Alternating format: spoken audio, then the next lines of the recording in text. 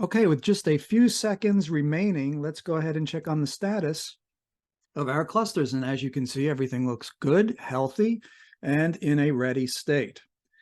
And you might recall in the last video when we created the cluster here in the portal that we had this error red banner streaming across the top, okay? And as I mentioned, it is usually the last thing that gets resolved. And as you can see here, all is well. If I open any one of these clusters, everything checks out. There is somewhat of a problem, though, because while we can access these clusters via kubectl, it's a bit of an inconvenience, in my opinion. Now, as of right now, we can't access any of our clusters in the terminal with kubectl for the simple reason that we didn't download the kube configs for them yet, which contains all of the connection details. Let me go back to the terminal and demonstrate what I mean. So this script has paused so that we can demonstrate a couple of things that are necessary for us to see closely. So I've spun up this second instance of the same jump box. What I'll do is I'll just do a simple get namespaces on the cluster. And as you can see, we get this error message. And this is indicative of the fact that there are no kube configs. Okay, kubectl can't find an endpoint to a control plane. So it looks like it's trying to connect to a control plane on my local host. Now, even if I were to use the AWS EKS update config command, which I believe we do down here in this loop, it still would not work. And the reason for this is that I am not the author of these clusters. Okay, I don't have permissions. TMC is the author. So back in the portal, the way we resolve this, you'll note here under this actions button, I have the ability to access this cluster and download the kube config file. And this will give us access to the cluster via kubectl. Okay. But for every kubectl, I have to add this flag and pass in the location of the downloaded file, and I might not want to do that. And for me, you're right, I don't want to have to do that. So let's go ahead then and talk about the remaining section of the script that resolves this issue.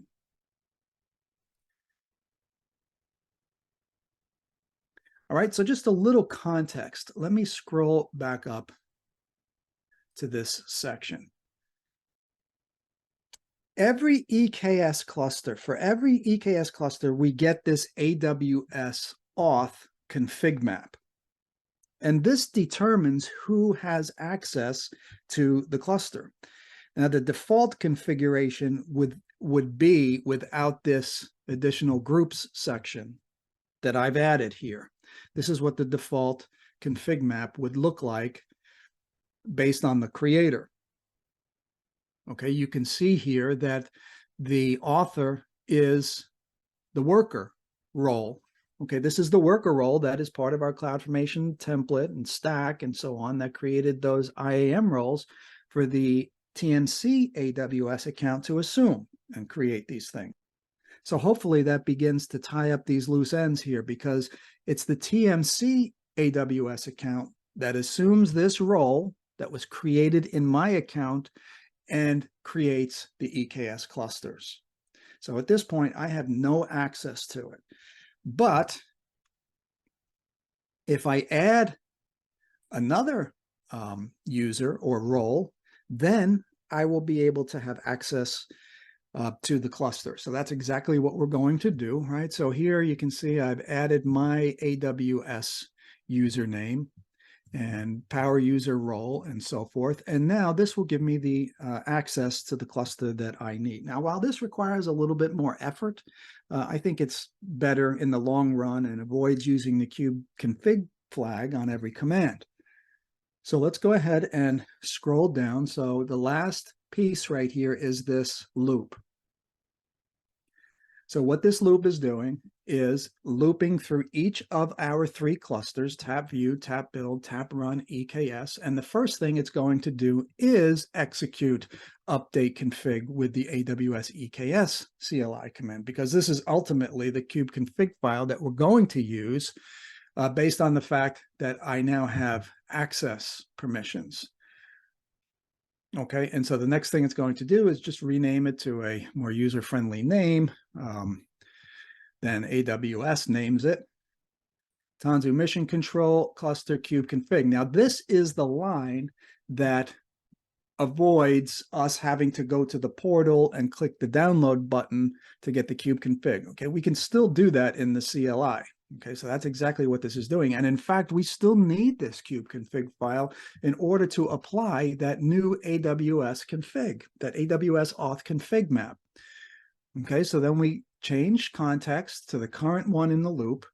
And so we delete the current AWS auth config map, right? And notice here, this is the point that I'm making. So we have to do this. We can't do anything with this cluster yet without using this kube config file, without using this kube config parameter flag and passing in the downloaded kube config. We delete that config map, we apply the new one that we saw above, and then after this command, we have full access to our EKS clusters using kubectl. And we don't have to qualify it with this flag anymore. You could do it that way if you want to, but I just find that it's easier to do without. Okay, so we talked about those things, but we still have yet to finish running that script. So back over here in this other instance, we'll hit enter to continue, and it's going to pick up right around here.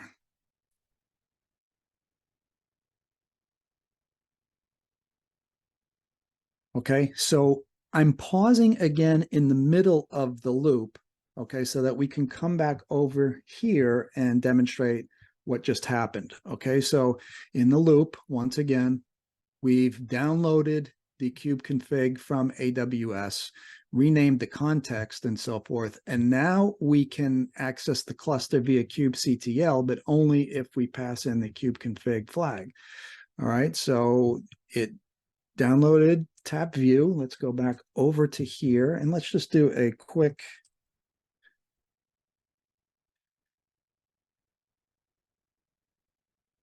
list here of what we have. Okay, so we've only set up tap view. Okay, our three clusters are out there, but kubectl only knows about tap view for now. So I want to run a get namespace. Now we're going to see a slightly different error this time. Now you'll see here, it's not giving me try to connect to localhost, but now since we have a kube config file, okay, it goes into that kube config file. It has the connection details to the remote control plane. And it's saying, well, you don't have authorization, okay? Because in the AWS auth file, which we haven't changed yet, only that worker role has authorization, okay? We haven't continued to script yet to add that. And let's go ahead and do that next. I just want to have us look at this config map, AWS auth in the kube system namespace. And now, if I run this, what do you think is going to happen? I'm still unauthorized. And see, I can't run any kubectl command against this unless I append this, not kubectl, unless I append this kube config with the location of the kube config file we downloaded with the Tanzu Mission Control CLI. I know there's a lot going on there, but it'll make sense if you do it one or two times. So now I'll be able to access this cube config. Excuse me, I'll be able to access this AWS auth config map. Okay, and so you can see here what the default looks like. Okay, it doesn't have my CloudGate and my James account in here yet because we didn't run that code yet, but it's just this account. So let's go back then, clear that. Let's go back here and proceed. Okay, you can see it deleted my existing config map, recreated it. Okay, and now it's just doing the same for tap build and tap run. And I'm just going to ignore these.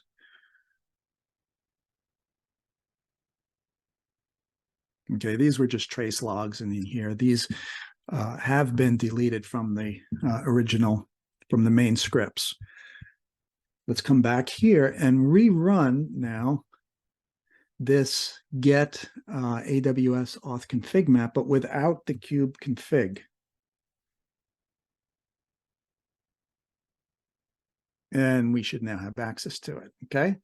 Let's go ahead and open it.